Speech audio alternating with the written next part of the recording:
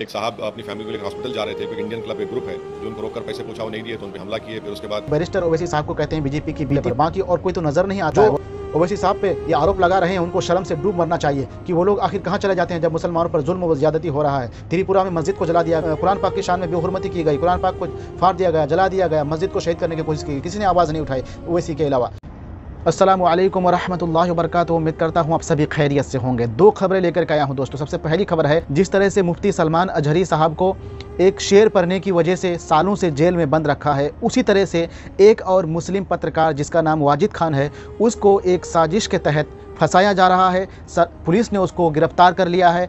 उसका गुनाह सिर्फ इतना है कि वो नफरती चिंटों के खिलाफ, आए दिन जो मुसलमानों के खिलाफ जो नफरत फैलाई जा रही है, मुसलमानों की मोब लिंचिंग हो रही है, उसके खिलाफ वो नीडर होकर के, बेखौफ होकर के बोल रहे थे। यही उनकी सज़ा है। दूसरी खबर है दोस्तों, जहाँ पर आपको मैं एक वीडियो दिखाया था आज दिन में कि किस तरह से त्रिपुरा में दशहरा की चंदा को लेकर के मुस्लिम परिवार से चंदा मांगा जाता है। वो लोग इलाज करने के लिए जा रहे थे, पैसा ना देने पर नफरती चिंटुओं ने उनकी पिटाई भी की, साथ में मस्जिदों में तोड़फोड़ की, कुरान पाक की बेहुरमती की, उनको आग के हवाले कर दिया, मस्जिद को शहीद करने की कोशिश किया, मुसलमानों के दुकानों को लूट लिया। इसको लेकर के मैंने देखा दोस्तों, बहुत सारी मुस्लिम संगठन है हमारे देश में, किसी के ट्विटर हैंडल पे कहीं पे भी किसी ने आवाज़ नहीं उठाई, लेकिन बैरिस्टर असदुद्दीन ओवैसी साहब का एक वीडियो सामने आया है। वो वीडियो को आप आखिर तक जरूर देखें दोस्तों।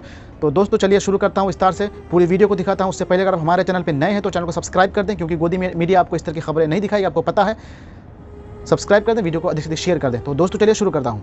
भाई और दोस्तों, त्रिपुरा की घटना पर बैरिस्टर ओवैसी साहब ने क्या बोला है वो भी दिखाऊंगा। उससे पहले आपको बताता चलूं कि वाजिद खान जो कि एक पत्रकार है जिसको फंसाया जा रहा है, जिसको लेकर के मोहम्मद शादाब खान ने ट्वीट किया है। उन्होंने लिखा है, आदाब दोस्तों, हमारे भाई वाजिद खान को कल अजमेर पुलिस ने धारा 151 के तहत चालान कर डिटेन कर लिया है, लेकिन अब खबरें आ रही है कि उनके खिलाफ गंभीर धाराओं में मामला दर्ज किया जा सकता है और लंबे समय के लिए जेल भेजने की तैयारी की जा रही है। वाजिद खान जो हमेशा राइट विंग और नफरती चिंटुओं के खिलाफ मजबूती से खड़े रहे और उनकी ही भाषा में जवाब दिया, आज मुश्किलों में फंसे हुए हैं। वाजिद खान सोशल मीडिया पर मिडिल ईस्ट और दुनिया भर की खबरों को हिंदी में बड़े ही कुशल तरीके से पेश करते थे, लेकिन उनकी बेबाकी राइट विंग और नफरती चिंटुओं की नज़रों में खटक गई। राइट विंग की ओर से कुछ स्थानीय नेताओं अथवा प्रभावशाली लोगों के जरिए राजस्थान प्रशासन पर दबाव बनाया गया। दबाव में आकर राजस्थान प्रशासन कार्रवाई कर रहा है। जिस तरह से मुफ्ती सलमान अजहरी को सिर्फ एक शेर पढ़ने पर सालों से जेल में रखा गया है, वैसे ही साजिश वाजिद भाई के खिलाफ भी रची जा रही है।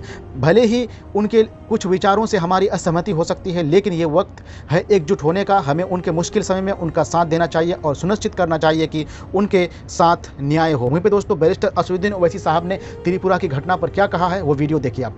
3 दिन पहले त्रिपुरा कदमतला एक मुकाम है, वहाँ पर कई माइनॉरिटीज़ की दुकानों को जलाया गया, लूटा गया और एक मस्जिद को बुरी तरह डैमेज किया गया, जिसमें ना सिर्फ जानी-माज़ों को जलाया गया मॉब की तरफ से, बल्कि कुरान करीम को भी जलाया गया। और एक टेंशन का माहौल है। दुर्गा पूजा के डोनेशन चंदा के लिए एक इंडियन क्लब नाम का एक ग्रुप है, जहाँ पर कोई उनको चंदा नहीं दिया तो पूरा एक मॉब जमा हो गया और उसके बाद से डेलिब्रेट मुस्लिम माइनॉरिटी के दुकानात को, उनके घर पर और मस्जिदों को टारगेट किया गया। मैं इसका कंडेम करता हूँ और इसकी जिम्मेदारी वहाँ की सरकार पर आयद होती है कि उन्होंने इस तरह के लोगों को छूट दे रखी है कि जो उनको चंदा नहीं देगा वो कानून को अपने हाथ में लेकर मस्जिदों पर और मुस्लिम माइनॉरिटी के दुकानों पर, घरों पर हमला करते हैं। इसका नोटिस लेना चाहिए और पूरे जिम्मेदार खातियों को फ़ौरन गिरफ्तार करने की ज़रूरत है। वहाँ एक साहब अपनी फैमिली को लेकर हॉस्पिटल जा रहे थे, कोई इंडियन क्लब एक ग्रुप है जो उनको रोककर पैसे पूछा, वो नहीं दिए तो उन पर हमला किए। फिर उसके बाद दो तरफ लोग जमा हो गए, फिर मस्जिद पर अटैक हुआ, मस्जिद के अंदर सब हमला हुआ, बेहुरमती की गई, मस्जिद की दुकानों को नुकसान पहुँचाया गया और ये सरासर नाकामी है वहाँ की सरकार की, बीजेपी की सरकार की। और एक डेलिबरेटली इस तरह से ये तमाम जहाँ बीजेपी पावर में है, ये मुस्लिम माइनॉरिटीज़ की दुकानों को, मसाजिद को निशाना बनाया जा रहा है। भाई और दोस्तों, बैरिस्टर असदुद्दीन ओवैसी साहब के बारे में कहना चाहूँगा। जो बैरिस्टर ओवैसी साहब को कहते हैं बीजेपी की बी टीम है, मैं तो देखता हूँ कि हर मामले में ओवैसी साहब ही खुल करके बोलते हैं। सबसे पहले उनका ही ट्वीट आता है, उनका ही वीडियो आता है, वही प्रेस कॉन्फ्रेंस करते हैं हर मामले पर, बाकी और कोई तो नज़र नहीं आता है। उलमाए हिंद, जमीयत उलमाए हिंद जैसे और कितने संगठन हैं मुसलमानों का भारत में, जो दावा करते हैं कि हाँ हम मुसलमानों के लिए बहुत काम करते हैं, मुसलमानों की हक की आवाज़ उठाते हैं, कहाँ कोई नज़र नहीं आ रहा है। मैंने चेक किया उनके ट्विटर हैंडल पर जाकर के, किसी की आवाज़ कहीं पर किसी ने आवाज़ नहीं उठाई त्रिपुरा के बारे में, लेकिन बैरिस्टर ओवैसी साहब ने सबसे पहले उठाई है। तो दोस्तों, जो ओवैसी साहब पे ये आरोप लगा रहे हैं, उनको शर्म से डूब मरना चाहिए कि वो लोग आखिर कहाँ चले जाते हैं जब मुसलमानों पर जुल्म व ज्यादती हो रहा है। त्रिपुरा में मस्जिद को जला दिया गया, कुरान पाक को वहाँ पे कुरान पाक की शान में बेहुरमती की गई, कुरान पाक को फाड़ दिया गया, जला दिया गया, मस्जिद को शहीद करने की कोशिश की, किसी ने आवाज़ नहीं उठाई ओवैसी के अलावा। तो बताइए क्या कहिएगा इन जैसे लोगों को। आप लोग कमेंट करके जरूर बताएं, वीडियो को शेयर करें, लाइक करें, हमारे चैनल पर नए तो चैनल को सब्सक्राइब करें। बहुत बहुत शुक्रिया और देखने के लिए।